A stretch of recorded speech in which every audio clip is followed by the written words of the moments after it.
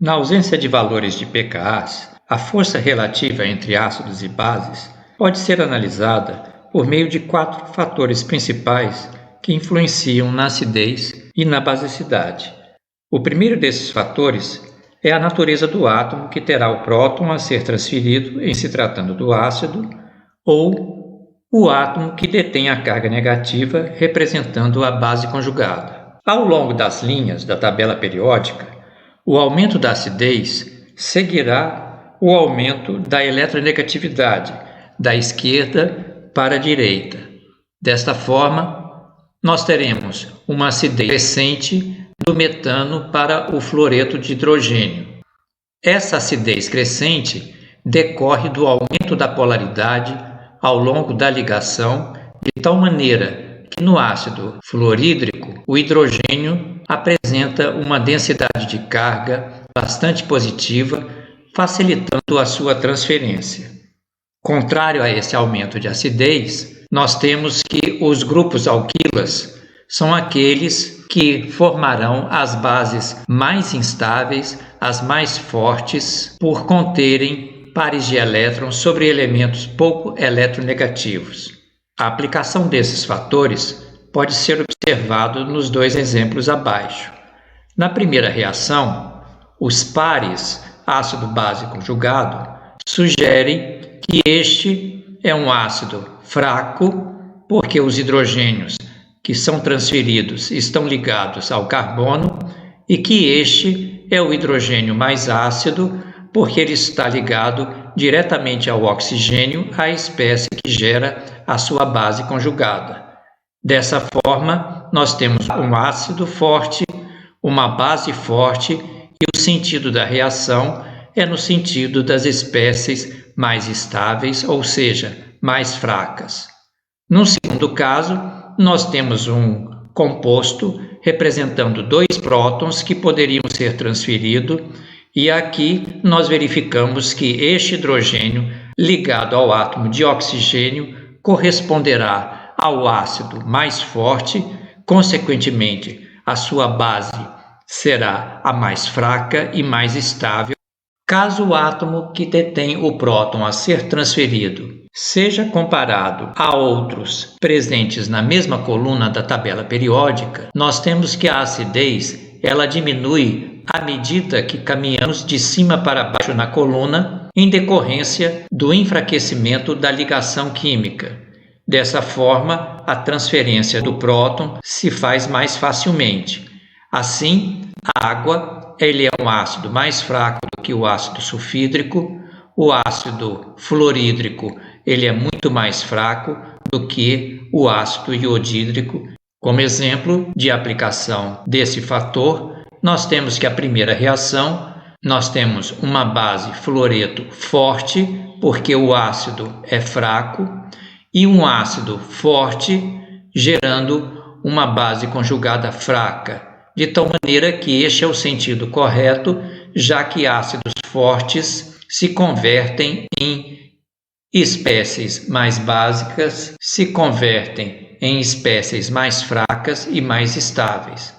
No segundo exemplo, nós temos que o ácido sulfídrico ele é mais forte do que a água, e que o íon hidroxila é uma base mais forte do que o ânion sulfeto, de tal maneira que o inverso é o sentido da reação, onde 2 espécies mais fortes se transformam em espécies mais fracas. No último caso, nós temos que este hidrogênio localizado sobre o enxofre possuirá o hidrogênio mais ácido. Consequentemente, as espécies a serem geradas serão uma base mais fraca, onde teremos um ânion sobre o enxofre. Um segundo efeito a ser observado é o efeito de ressonância, que explica a acidez do ácido acético em relação ao etanol. Percebam que na base conjugada, o acetato, ocorre estabilização por ressonância do ânion, dispersando a carga sobre 2 centros e estabilizando a espécie como um todo. Essa estabilização não é possível no etanol, onde a sua base conjugada, o ânion etóxido, possui uma alta densidade de carga localizada sobre o oxigênio, desestabilizando a espécie. Essas densidades de carga são facilmente observados nestas imagens onde o ânion alcoxi possui uma densidade localizada sobre o oxigênio, levando à instabilidade da espécie, enquanto que o ânion acetato, a carga se distribui entre dois centros, de tal maneira que a espécie é bastante estabilizada. Uma aplicação pode ser observada abaixo, onde nós temos esses dois hidrogênios ácidos, no qual este deverá ser o mais ácido em função de sua base conjugada se estabilizar por ressonância e, consequentemente, ser uma base conjugada mais estável.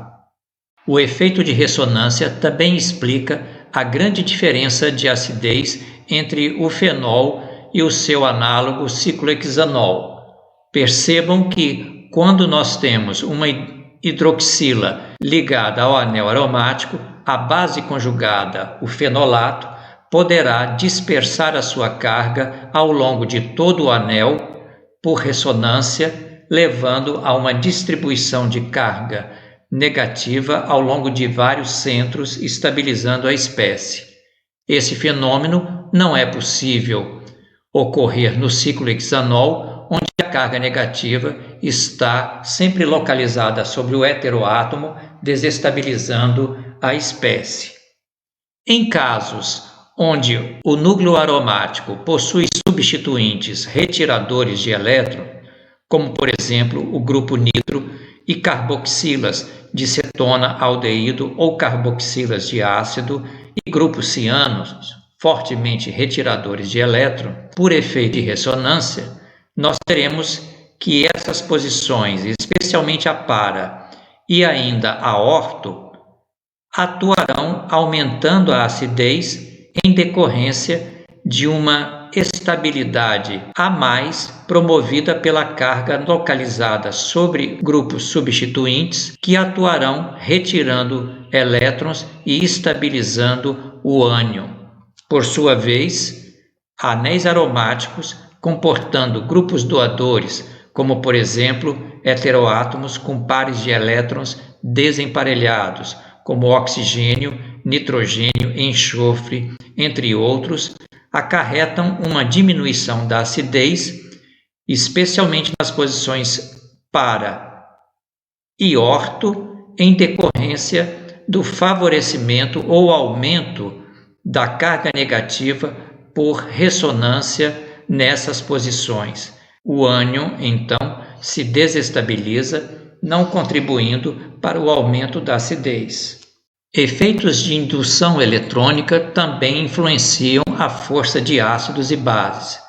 Por exemplo, os ácidos acético e os seus derivados, alfa substituídos por um elemento fortemente eletronegativo, como o cloro, produz sucessivas diminuições no pKa, tornando o ácido bastante forte.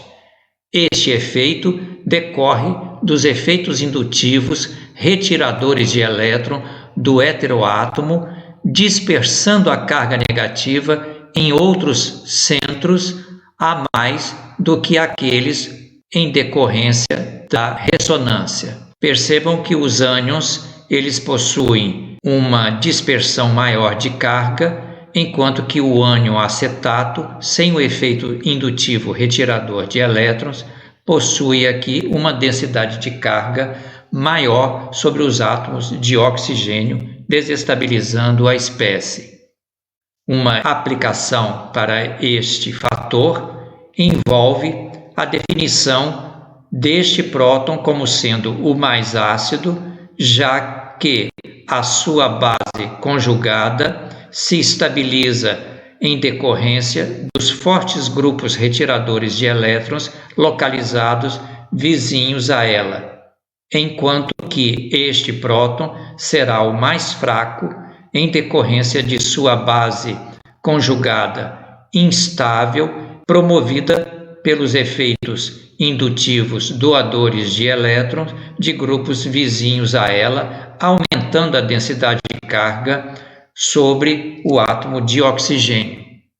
Um outro efeito importante que deve ser analisado é o efeito da hibridização, que explica a acidez crescente de alcinos em comparação a alcenos e alcanos.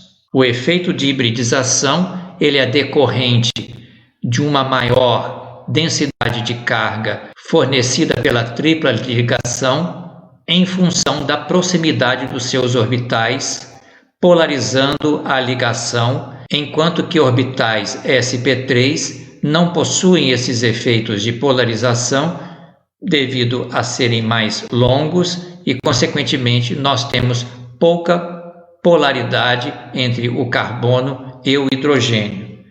Isto se aplica no caso da acidez das iminas em relação a minas.